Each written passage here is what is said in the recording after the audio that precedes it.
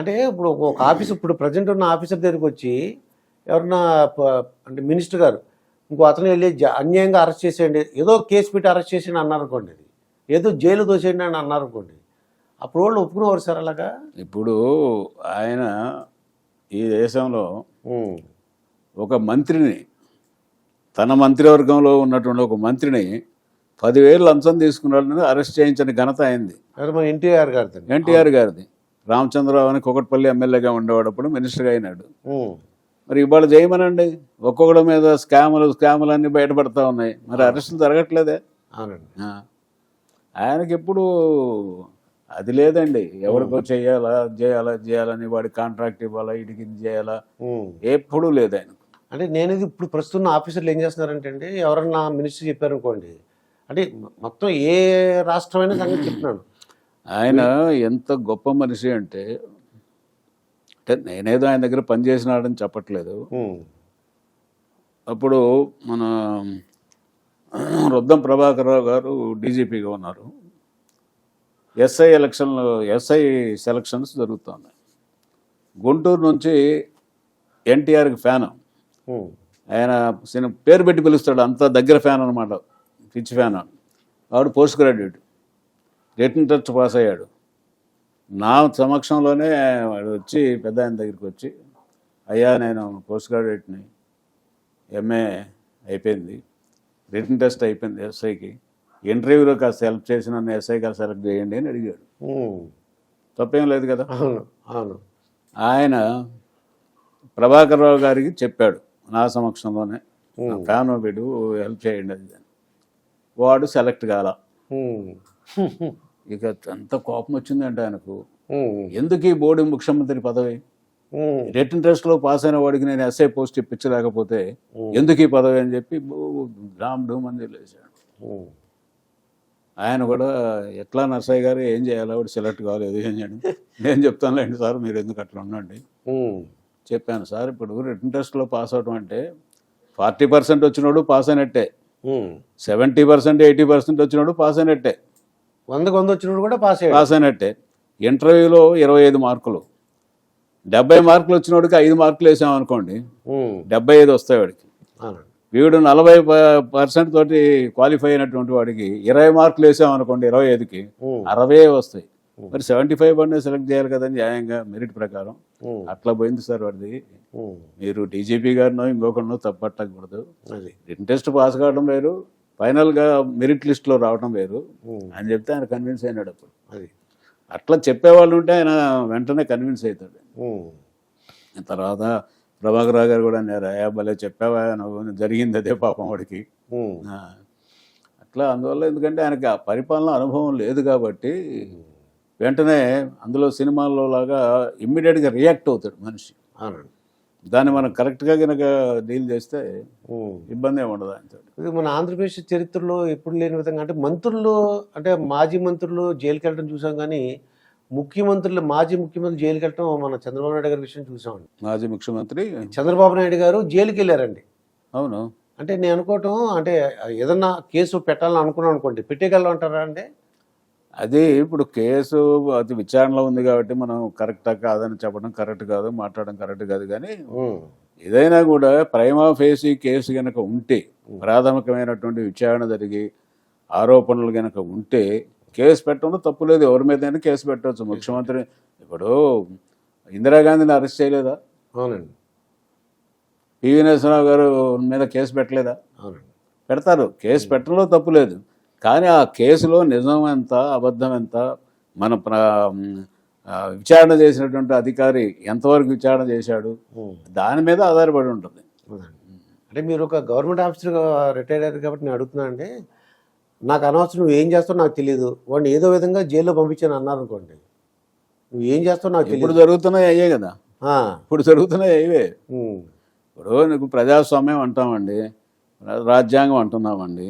రాజ్యాంగంలో article 19 to 21 అంతా Liberty, equality ఇవన్నీ ఉన్నాయి. మన ఇదేంది freedom of association, freedom of speech ఇవన్నీ ఉన్నాయి. ఈ హక్కులన్నీ జరుగుతున్నాయి. ఇప్పుడు నువ్వు ధర్నా చేస్తే అరెస్ట్ చేస్తున్నారు పీస్ఫుల్గా, పీస్ఫుల్గా ధర్నా చేసే హక్కు ఉంది, అవునండి. పీస్ఫుల్గా సమావేశం చేసే హక్కు ఉంది. మరి ఎక్కడ ఎలా చేస్తున్నారు? అవునండి.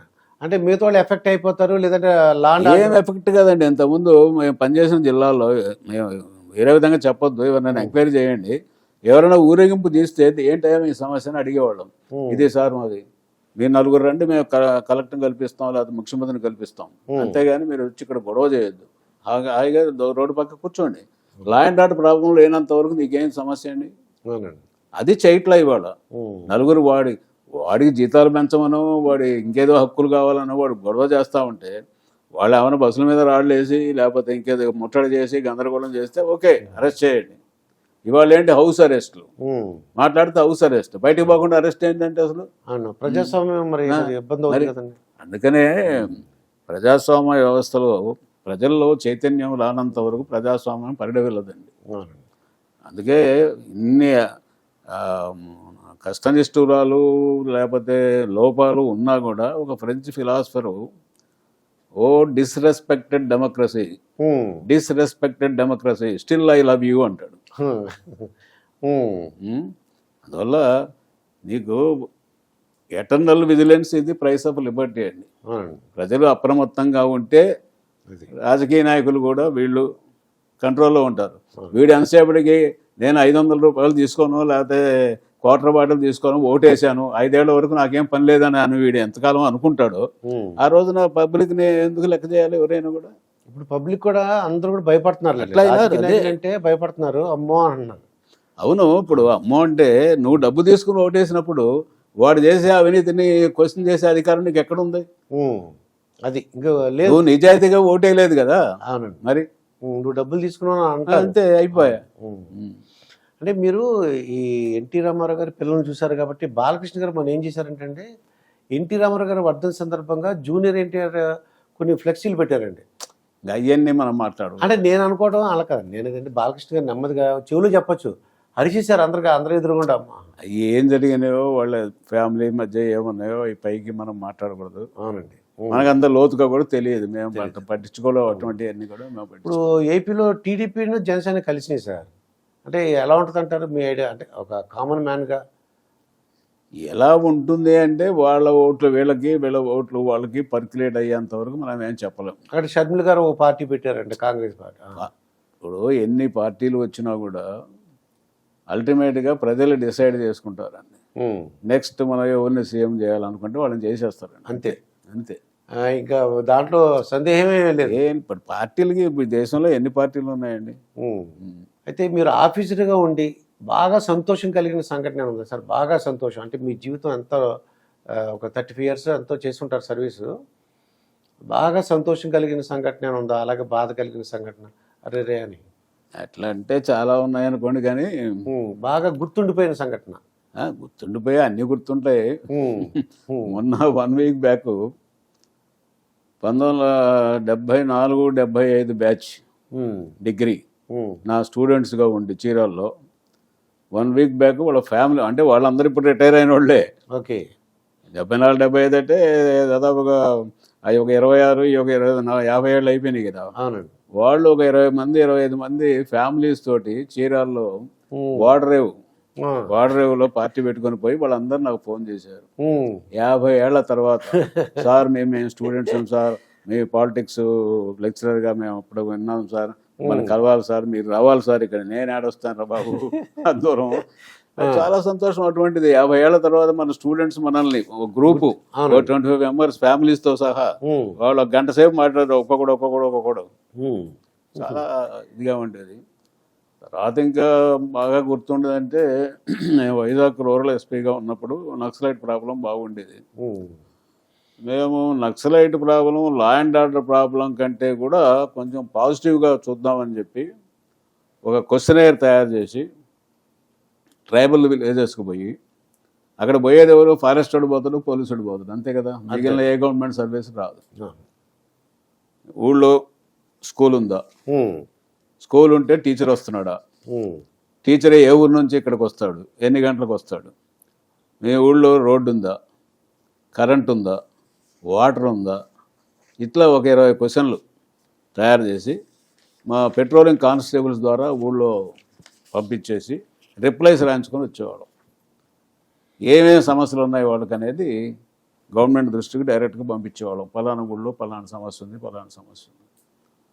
తర్వాత వాళ్ళకు ఇప్పటికి కూడా ఇంకా మూఢనమ్మకాలు, చెట్ల పసరు అవి తినేసేసేదో జబ్బులు వస్తే ఒక విరోచనాలు లాంటిదో లేకపోతే ఇంకేదైనా జబ్బు లాంటిది వస్తే కూడా ఏదో లోకల్ మందులు చెట్టు మందులు వాడుకునేవాళ్ళు.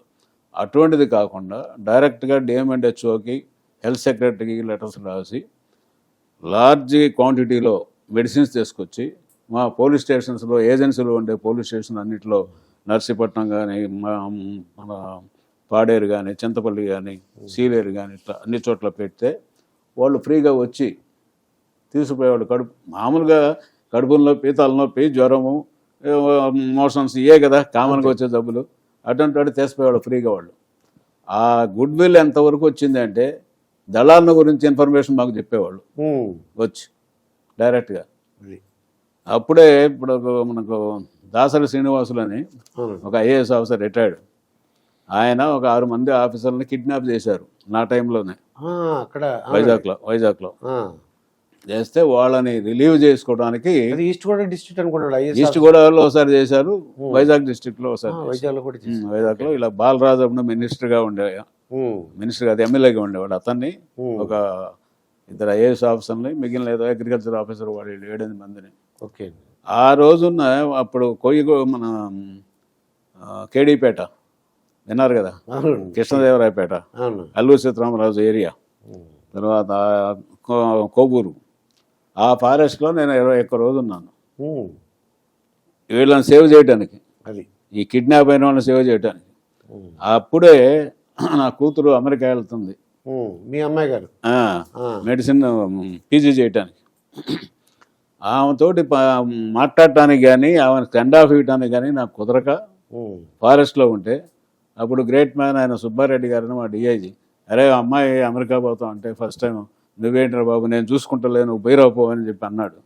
సార్ అది తప్పు సార్, మీ పై ఆఫీసర్ మిమ్మల్ని పెట్టి నేను కింద ఆఫీసర్, నేను ఎస్పీ, నేను ఇక్కడ ఉంటాం, అక్కడ వెళ్ళిపోవడం న్యాయం కాదు, నా కాన్షియస్కి అది వ్యతిరేకం సార్, పర్వాలేదు సార్ అని చెప్పి అట్లా వాళ్ళకి ఫోన్ చేసి వీళ్ళకి ఫోన్ చేసి మొత్తం మీద ఫ్లైట్ ఎక్కేటప్పుడు లైన్లో ఉన్న ఆవిడతోటి ఫోన్లో మాట్లాడాను. అది నాకు చాలా మెమరబుల్ ఈవెంట్ అండి. అప్పుడు అంత గుడ్ విల్ వచ్చిందంటే ఆ ఫారెస్ట్ వీళ్ళ నక్సలైట్ వ్యవహారంలో. టిఎస్ రావు గారు అప్పుడు డీజీపీ, వైజాగ్ రూరల్ ఎస్పీ గారు పెట్టిన పాజిటివ్ అప్రోచ్ టు నక్సలైట్స్ ఆ నోట్ అంతా పెట్టేసేసి అన్ని జిల్లాలకి సర్క్యులేట్ చేసి ఈ విధంగా ఫాలో అవ్వండి అన్నాడు. అప్పుడు ఏదో నాకు కొంచెం పొలిటికల్ కారణంగా నేను వాళ్ళు చెప్పిన మాట వినలేదనుకుంటే నన్ను ట్రాన్స్ఫర్ చేశారు వైజాగ్ నుంచి ఒక 1 year 1.5 year తర్వాతనే. అప్పుడు ఫస్ట్ టైం ఏజెన్సీ బంద్ చేశారు గిరిజనులు. మాకు ఈ ఆఫీసర్ గారు కావాలి, గిరిజనులు నరసయ్య గారు కావాలి, బంద్ చేశారు, చేయడానికి వీల్లేదు. బంద్ చేస్తే నేను పోయి నమస్కారం పెట్టాను. ఆయన మీ అభిమానానికి నాకు చాలా థ్యాంక్స్. హైదరాబాద్ వేశారు విజయభాస్కర్ రెడ్డి గారి టైంలో, హైదరాబాద్ వేశారు. సంతోషం రా నాయన మీరు